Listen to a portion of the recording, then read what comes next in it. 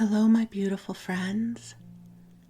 I am Bleadon-Maffei with Illuminating Souls, welcoming you to this episode of Sleepy Bedtime Blessings, a podcast designed to help you rest, relax, and fall asleep, all while deepening in your connection with your beautiful team of angels who love you so.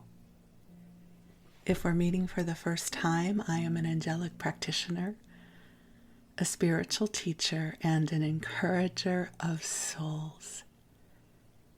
And it is my absolute delight to support you on your path of light.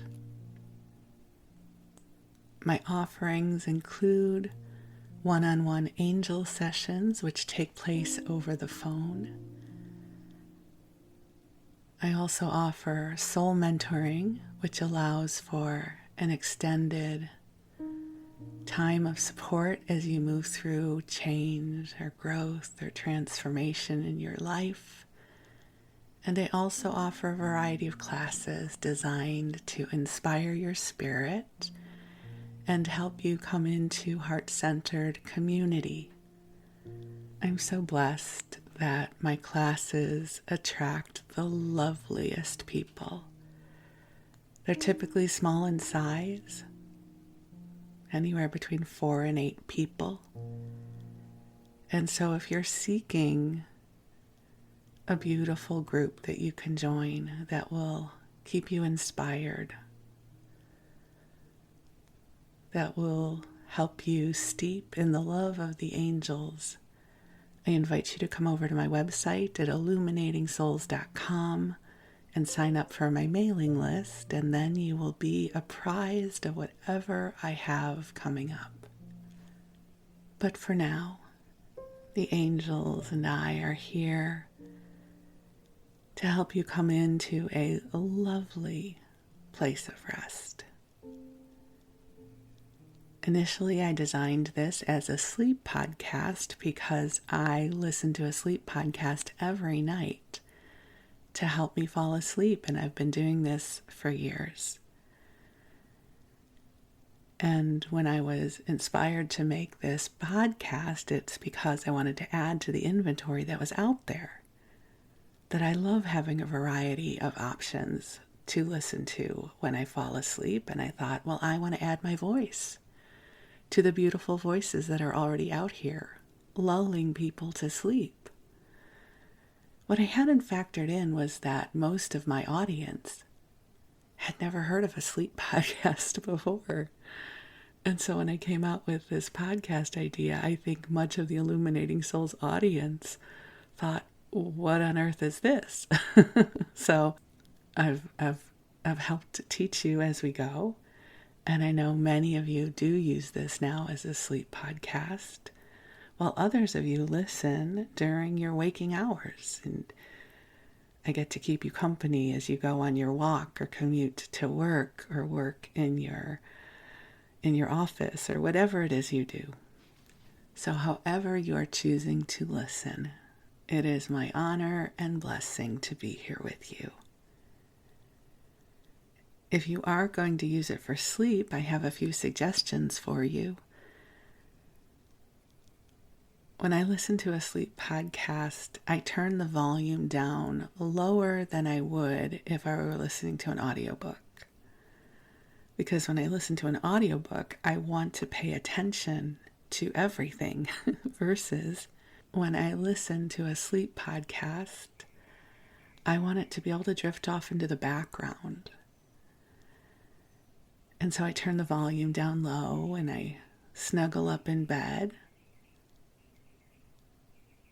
And I use earbuds, which don't bother me to fall asleep with them, and I always find them the next morning. And usually within 20 minutes, I am off into that beautiful mystery of sleep. And I don't know if you can hear the birds as I record this. It is early morning. It looks like it's going to be a gorgeous day here. The sky is already blue, and I'm seeing so many different shades of green out my window from the trees and the vines. And it's a feast for the senses.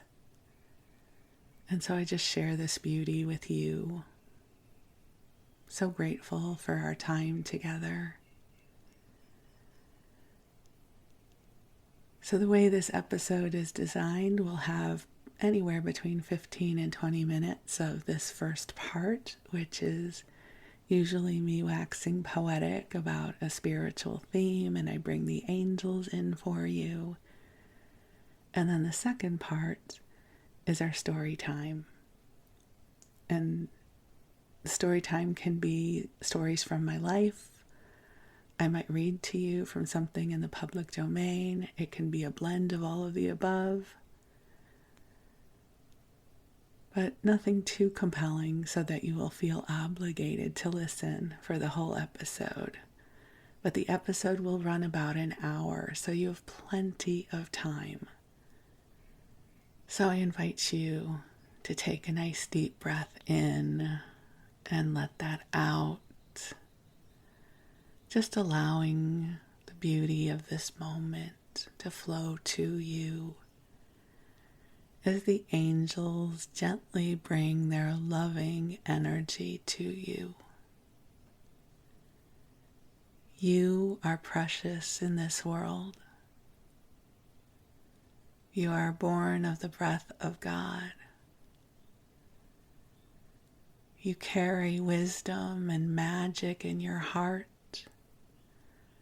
And this world is better because you are here.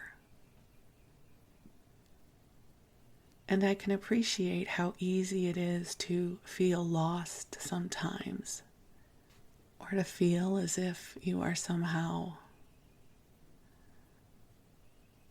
out of sorts, overwhelmed, off kilter, whatever word you want to use for that. And I just want you to know we all feel that way sometimes. And so just take a deep breath in, allowing the angels to bring to you soothing, healing energy to help you remember who you are as a divine being in human form. This morning I have been contemplating self-compassion. You know, we are beings who have grown into a level of self-awareness. And this self-awareness is really a blessing. It can be profoundly inspiring. But it is also quite daunting because this self-awareness can cause us to go into spasms of judgment about ourselves. That we're not doing enough. That we're not being enough. Whatever that bucket is that is supposed to be filled just the right way. There are times that we feel that we are not meeting our ideal of who we think we're supposed to be or how we are supposed to be in this world. And the judgment filters in. And I wish we were taught more about self-compassion. Because the truth is, we are learning and growing every day. That life is not just one continuous straight line. It is loops. It's backtracking. It whirls around and we get disoriented. And then we find our way again. It ebbs and flows and changes form. And we change form with it. So the angels and I invite you to take a deep breath in and allow yourself to breathe in compassion for yourself. We may not know each other personally, but I promise you, I know that you are courageous. I know that you have already brought into the light experiences from your life that you have been willing to heal and look at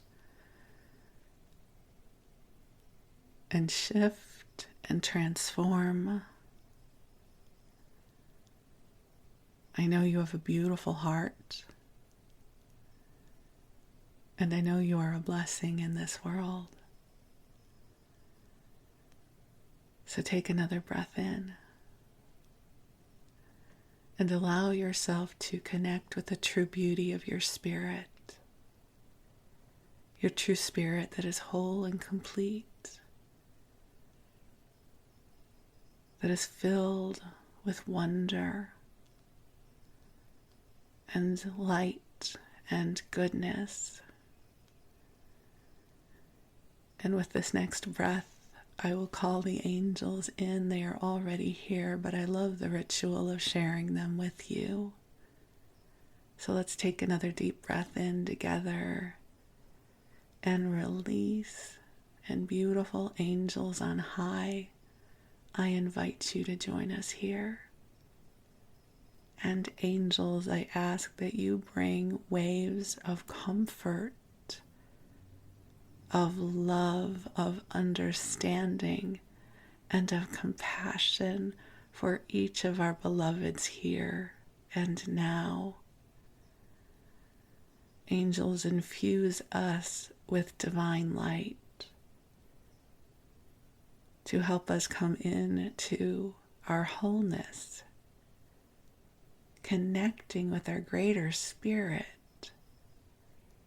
feeling the brightness and the beauty of the divine as it breathes and embodies us in this life, that we are the embodiment of the light and of the goodness. And just take a beautiful breath in as the angels bring healing, soothing, light-filled energy to you. And there is so much love flowing through for you right now. The angels know what is transpiring in your life, and they are here to support you.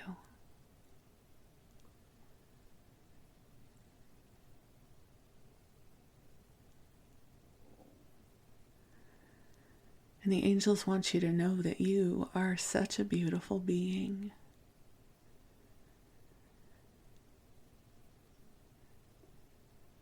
You are a blessing.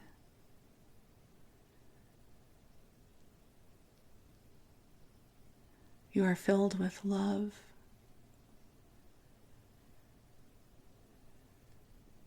You are a bringer of light.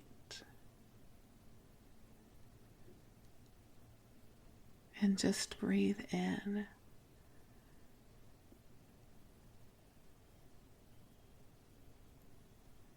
That right now divine light is flowing through you and for you.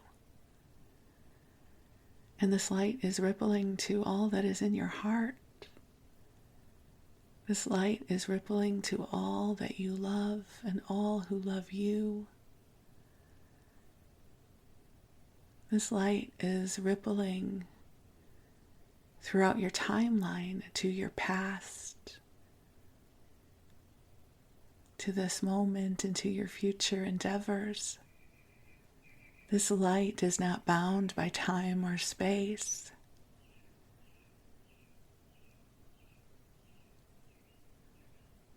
So allow this light to travel throughout your consciousness, throughout your lifeline.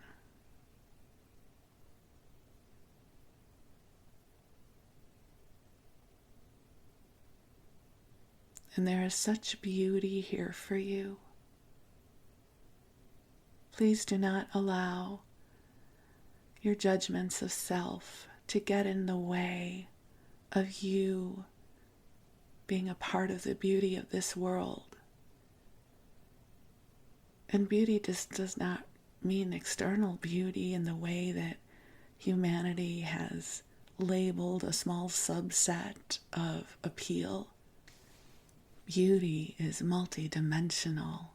It is a life force. It is an expression of the vibrant, pure potential that is our lifetime. Beauty is the way you laugh when something's really funny. Beauty is the way you snuggle up with your animals and you comfort each other. Beauty is the way you hold the door open for someone as you are going into a store. Beauty is the way you feel deeply for something that is transpiring for people you do not even know. Beauty is you. You are exquisite. You are wondrous.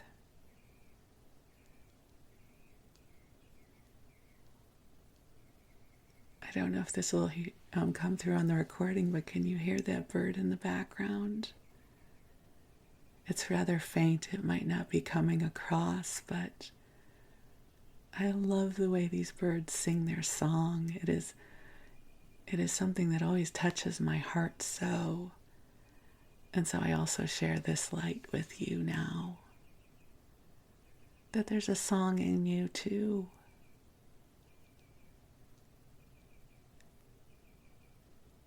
Your consciousness, your loving presence, your wisdom, your joy. You are the embodiment of light. So take a nice deep breath in and allow the love of your angels to wash through you, giving your worries and fears to the angels, letting them carry them for you so that they can help transform them. And just breathe in, receiving the love that is here for you. And if you are preparing for sleep, allowing your body to relax and grow heavier as your consciousness grows lighter, that this is your time to rest and replenish. This is a time to restore.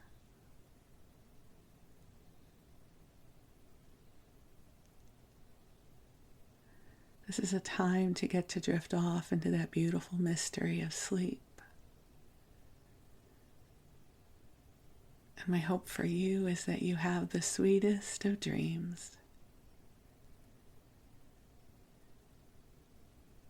And that when it is time for you to come out of your sleep cycle, that you awaken feeling replenished and restored. And my hope is, while you sleep, that soul whispers and sparks of inspiration find you, so that in the coming days it becomes easier for you to navigate the circumstances of your life. I am so deeply grateful for the gift of you, and I am so grateful for this time together. So remember, my friend, self-compassion. Love yourself well. You're doing so much better than you give yourself credit for. Self-compassion is the elixir of the moment. Sometimes when I'm focusing on self-compassion, I put my hand over my heart and I just say, oh, God bless your heart. God bless my heart. God bless me. God bless my heart. I am doing the best that I can. And I remember to breathe in that love. So I invite you to do the same. God bless your heart. God bless you. A little bit of self-compassion goes a long, long way. Helps to clear out the judgments and the harsh edges that we sometimes wield against ourselves. Because right now, the angels are saying a prayer of gratitude for you. They're here to help you remember who you are as a divine being in human form. And in this moment, I thank God for the gift of you. I am so grateful that I get to shine love on you right now. I get to love you up. That's a term that my husband and I often use about this work. At the end of the day, we just want to love you up. We want to love you up so that you remember you are worthy of celebration, that you are worthy of goodness and light and love and, yes, compassion. So you just breathe on in, and if you are in bed already, to cozy on up and snuggle on in, pulling the covers up just so. And while you get ready to drift off or whatever you are doing, I am going to segue on in to story time for you. So, I don't know if you've spent much time in Google Books, but I am enchanted with Google Books. So I don't know if you know how public domain works, at least here in the US. Right now, anything that was published in 1927 or earlier is in the public domain. And Google has this initiative where they scan books and magazines and pamphlets, and they're available for free. You just go into Google Books and you type in what you're looking for. And there's also a part of the tools where you can set the time frame.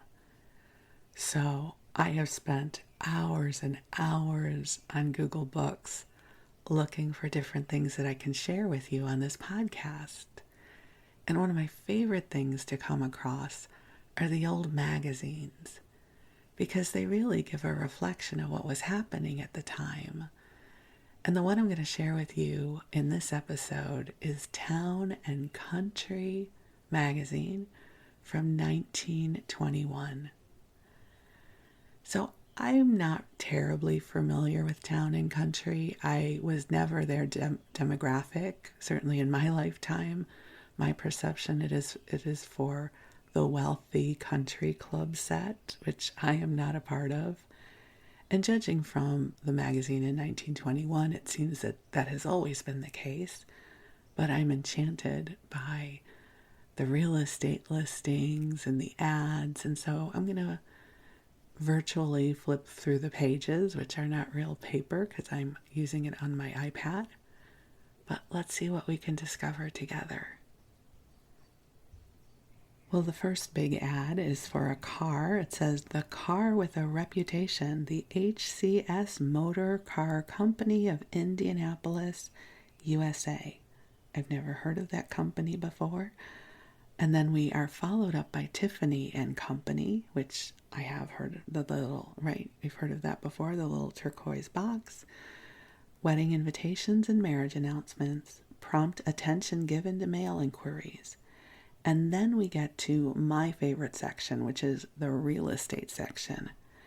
Not all of these have a price on them, but I'm still going to read them because I'm fascinated by how big these estates are. So this first one, it's a fairly big spread. It's in Connecticut. It says, "A charming country home for sale. Round Hill section of Greenwich, Connecticut, within easy motoring distance of New York, adjoining, easy for me to say." I'm laughing because this is now the second time I have recorded this segment because I keep pronouncing adjoining wrong. So let's try that again. Adjoining many prominent private estates.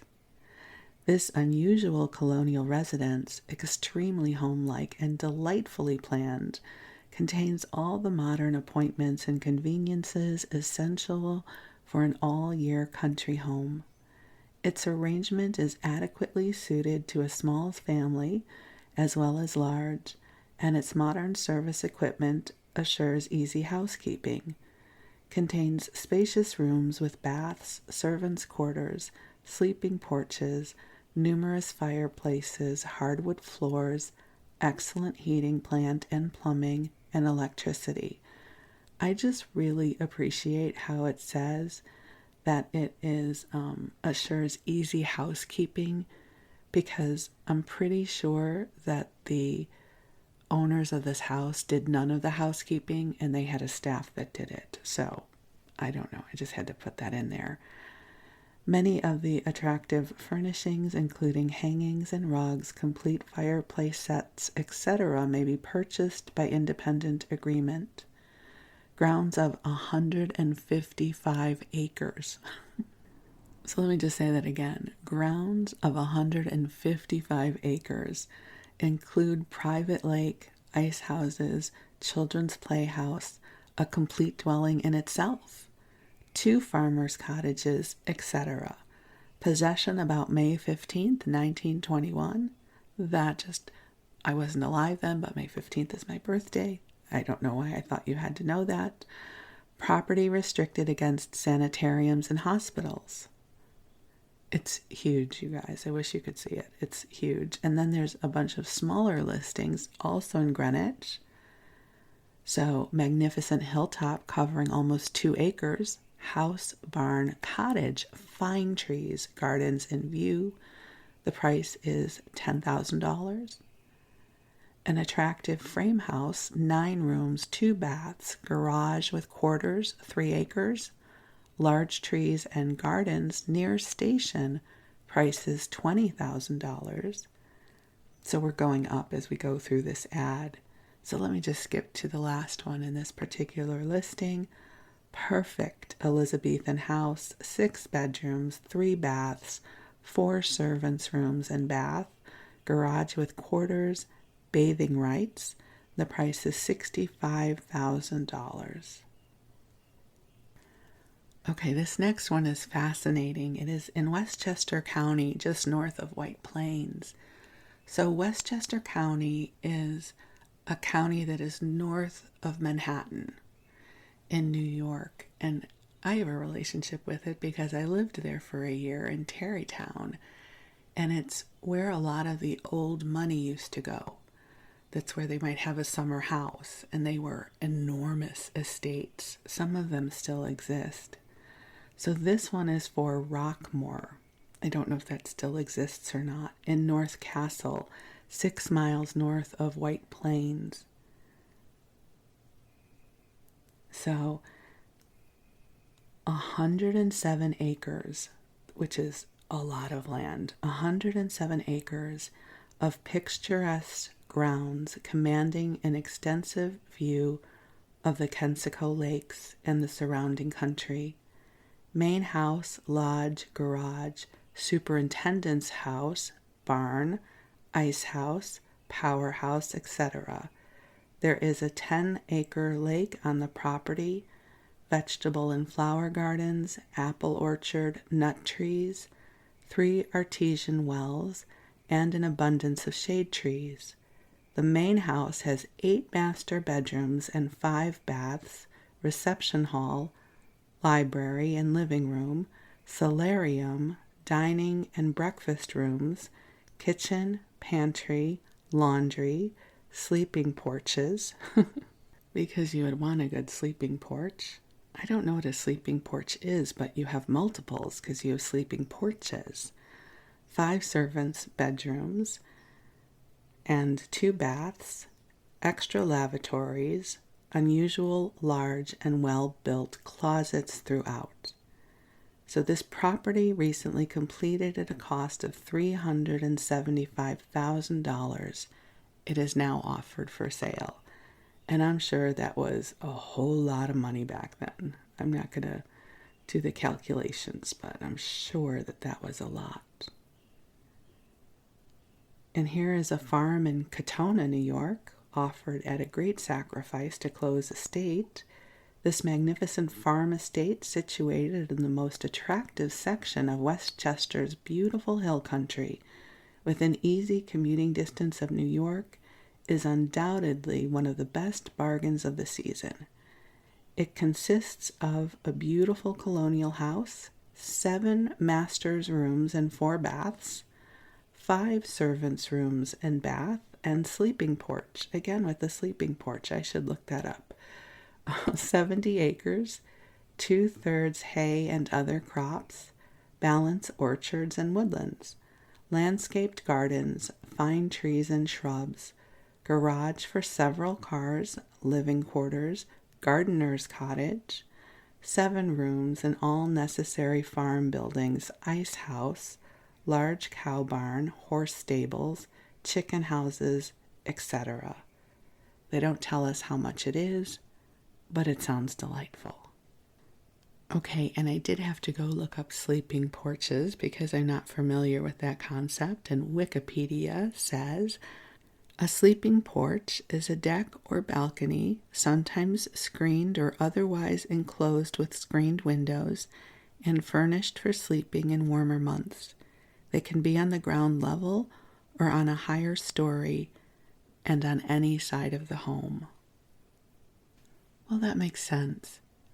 I know from living there in the summer months it would get hot and humid, so I can appreciate in the time before air conditioning that a sleeping porch would likely have been of great comfort in terms of trying to sleep at night.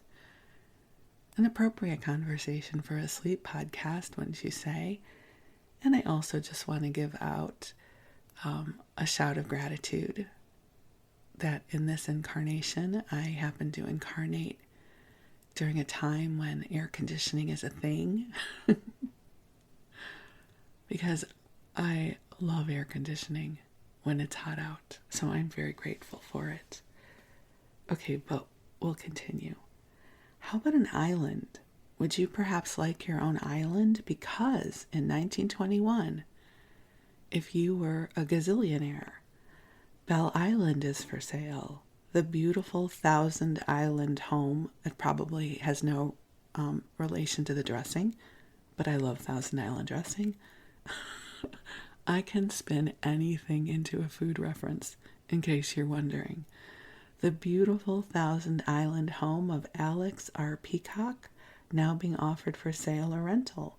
Situated in Alexandria Bay, New York, this is one of the most beautifully situated and attractively furnished residences in the Thousand Islands. Within 5 minutes of golf course, yacht club, and the town of Alexandria Bay. But it doesn't tell us how much it is. Then there is an enormous house for sale in Huntington, Long Island. It doesn't give the price, but again, if I'm looking at these ads back in 1921, because I'm real estate shopping, I'm probably not all that concerned with price because I can afford it. For sale, a small high-class estate. I love that. It's probably just only 20 acres or something like that. A small high-class estate in restricted park on North Shore. Okay, so first warning bells, restricted. That is their way of saying that people who are not, people like me couldn't come in. Being Jewish, I would not be allowed there. So that would get scratched off my list, but it is a reflection of the time. A small high-class estate in restricted park on North Shore. Complete modern attractive residence, 14 rooms and 5 baths. Gardener's house, 5 rooms and bath, garage for 3 cars, and housekeeping apartment for chauffeur, easy for me to say. Stable for 3 horses, greenhouse, U-bar, construction with potting house, poultry house, extensive pergola and tennis court, landscaping of high order with wealth of evergreens, deciduous trees, plants, and fruits, golf and boat clubs nearby with beach rights, Furnishings complete, including goodly number of choice paintings and works of art.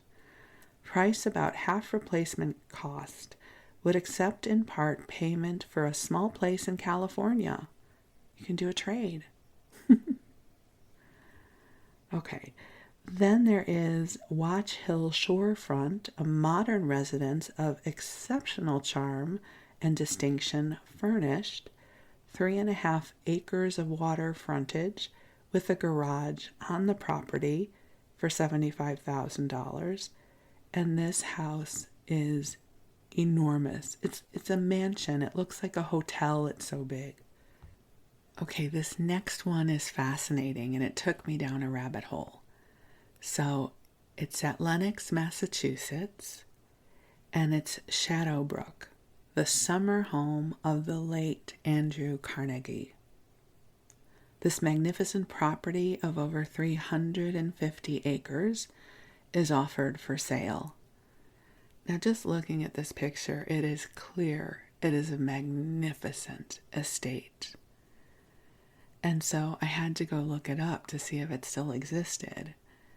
And it has had a fascinating history, so I thought I could read to you from the Wikipedia about Shadowbrook. So, it's located in Stockbridge, Massachusetts. And this was a mansion, but it was destroyed by fire in 1956.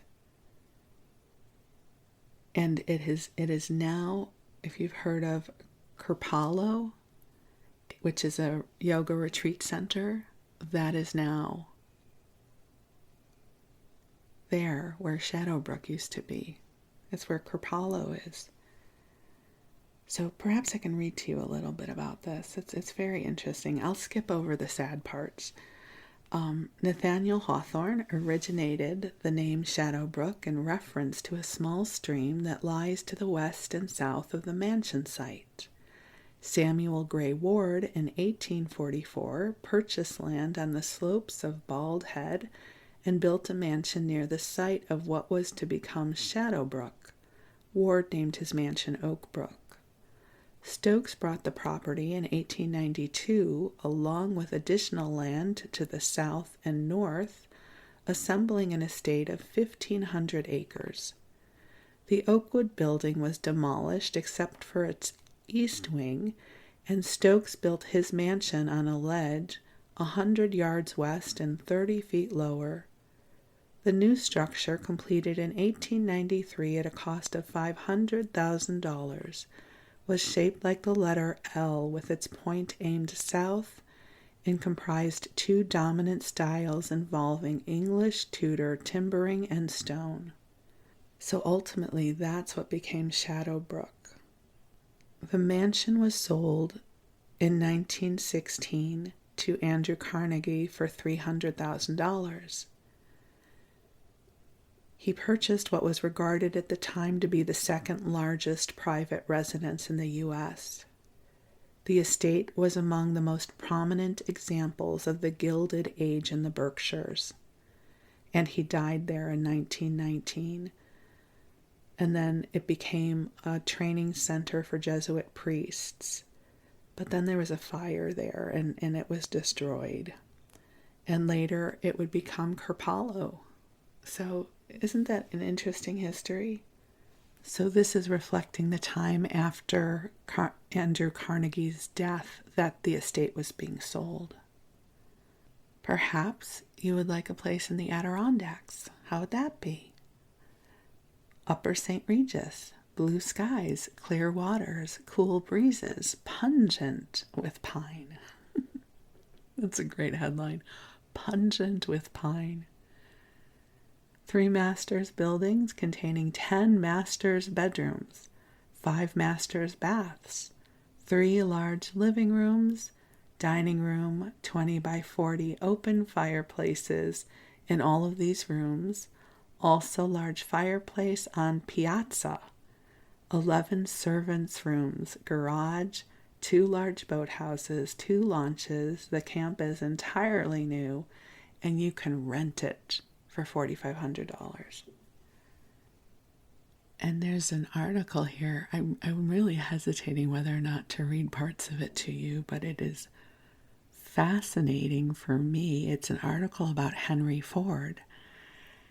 And, as time goes on, people's reputations kind of get whitewashed, right? We think of Henry Ford as this amazing inventor, and he helped to modernize the automobile industry, but it turns out he also was a rabid anti-Semitic.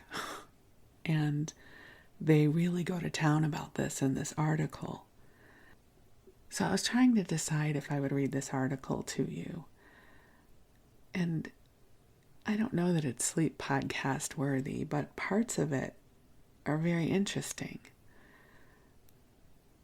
So the first sentence says, Henry Ford was getting along all right with his anti-Jewish campaign until he said that the Civil War in America was started by the Jews, and that's going a little too far.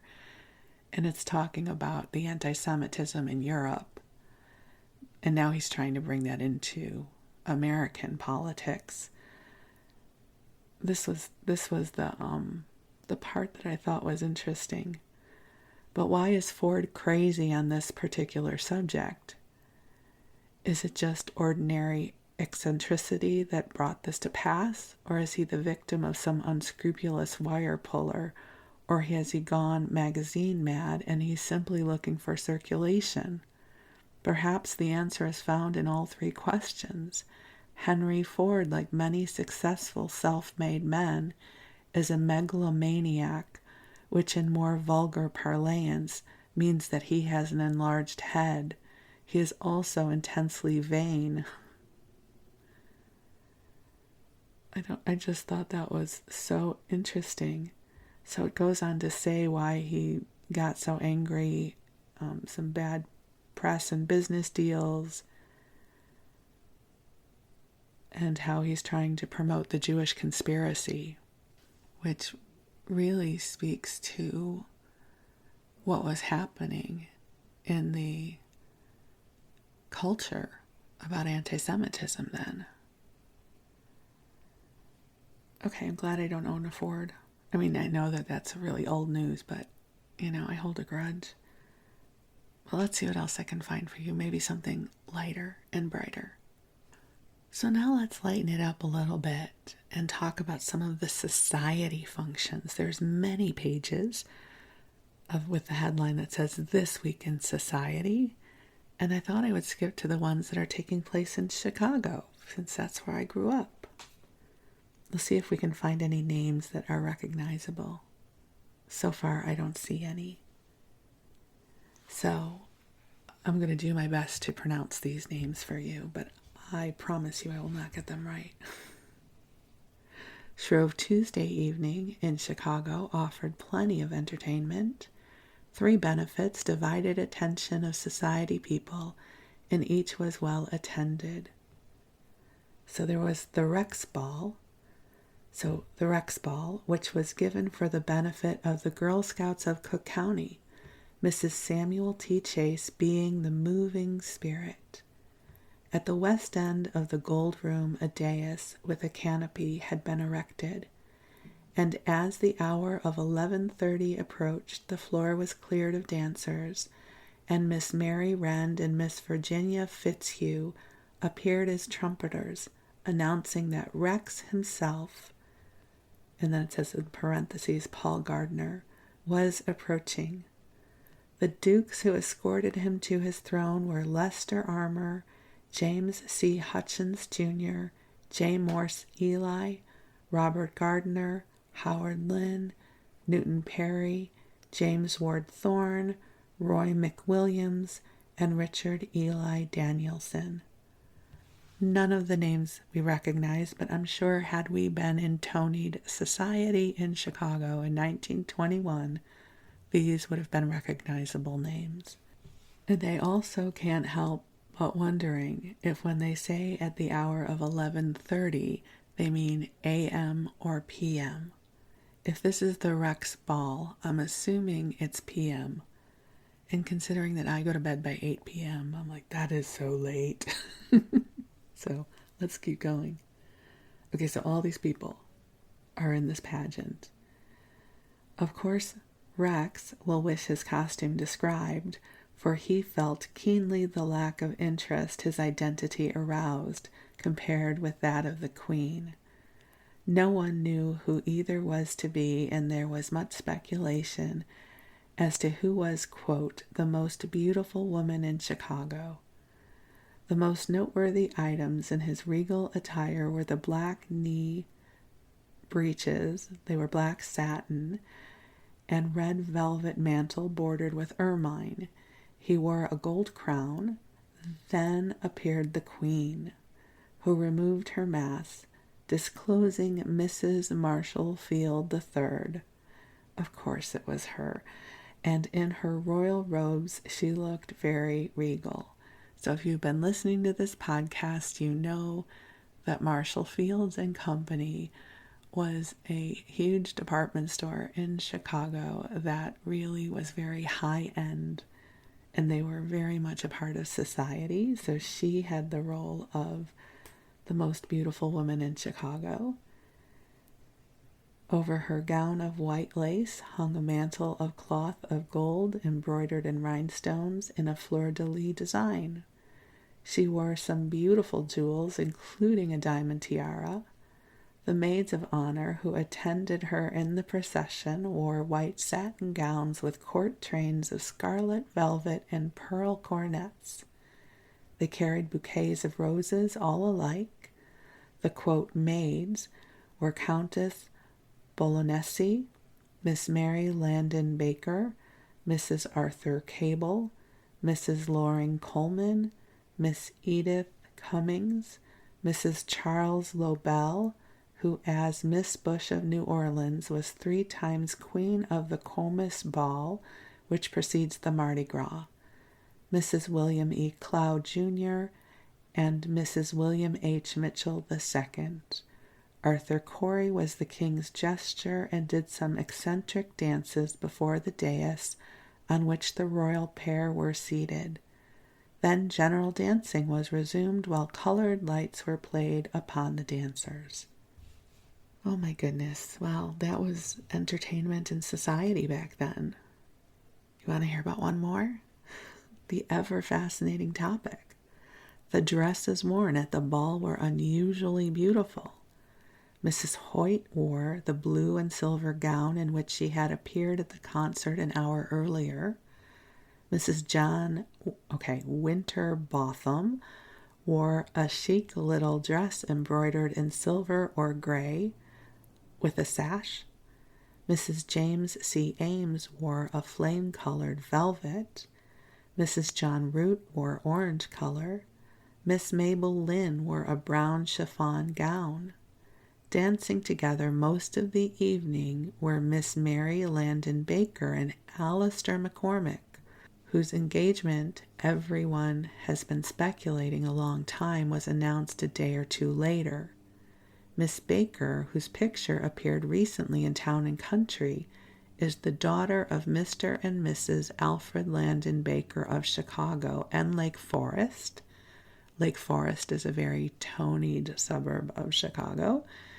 And her fiancé is the son of Mr. and Mrs. L. Hamilton McCormick. Thus, 2 of Chicago's old families are intermarrying.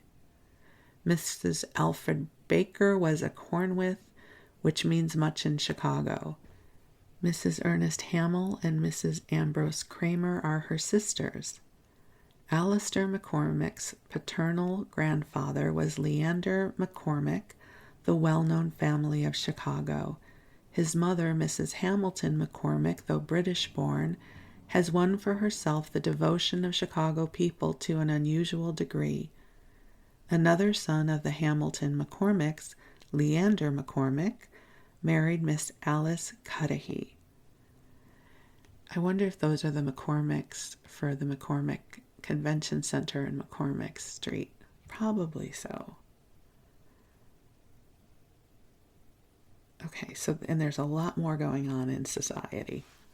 And then I'm going to skip ahead to the next issue, which is all bundled together. They always usually give you about 6 months worth of issues of the magazine when they scan them. So we land ourselves back in the real estate section. So how about this? An absolute country-style residence in the fashionable town world of London, England. 9 Palace Green, Kensington Palace, to be sold. A rare opportunity occurs of securing one of the most beautiful detached modern mansions approached by carriage drive and enjoying absolute quietude. Many thousands of pounds have been judiciously expended on this fine property to ensure the maximum of perfection and comfort. The residence faces Kensington Palace and enjoys delightful views over the gardens beyond. The whole of the accommodation is comprised on 3 floors, the entrance floor being occupied by a magnificent suite of entertaining rooms leading from an exceedingly fine paneled reception hall. The bedroom accommodation is well planned and suitable for a large family. There are several bath and dressing rooms on each floor. The domestic offices are of exceptional character, and the whole property can easily be managed with a small staff of servants. The lease is held for a term of over 80 years at a moderate ground rent. You could be next door neighbors to Kensington Palace. How about this one? We're back in New York. We're back, I think this would be Westchester County in Rye, New York. A beautiful suburban residence called, quote, Long Meadow, and it has 5 acres. A home constructed and equipped with generous care. Luxurious living room, 35 by 35 feet as per illustration, with adjoining conservatory, paneled dining room, library, reception room, and spacious hall. 8 masters' bedrooms with 5 masters' baths, 5 maids' rooms and bath, brick combination stable and garage, containing chauffeur's quarters, 5 rooms and bath, also oh my God, this is so big, also gardener's lodging, 4 rooms and bath, carefully developed grounds, mature specimen trees, rare shrubs, and extensive gardens, 40 minutes from New York, in a most exclusive environment. That's huge. 35 by 35 feet. That's an enormous room, and 8 masters' bedrooms, 5 baths, and 5 maids' rooms and a bath. That's a lot. Okay, and here's one more. This is in Connecticut. A country estate of distinction for sale in Stamford. Situated along the state road between the 2 forks of a Y, one leading to Bedford, the other to New Canaan. 70 acres with lake covering about 3 acres. Beautiful rolling country with oak, maple, and birch trees.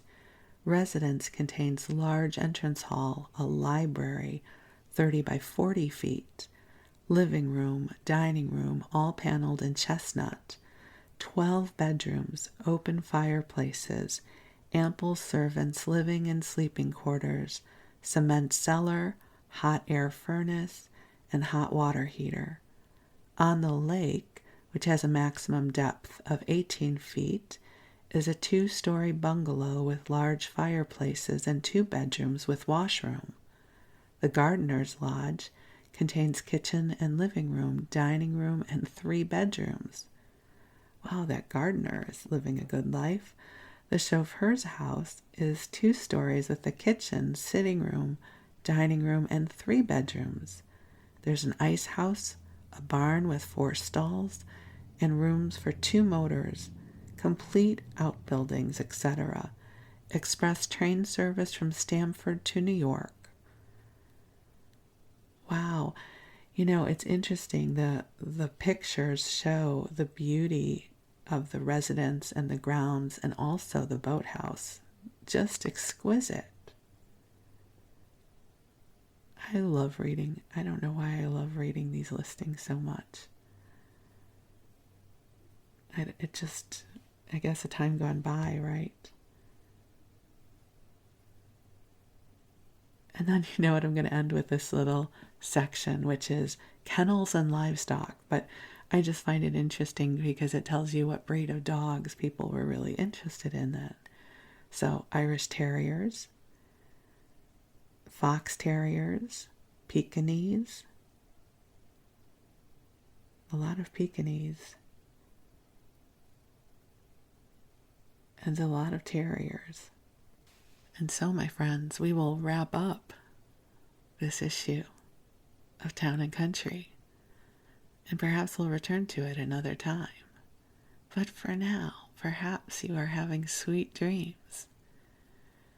You are off into some lovely astral travel. Or if you're still awake and you'd like more companionship, there are many more episodes in the archive. So thank you so much. I look forward to connecting again soon. I love you, and sweet dreams.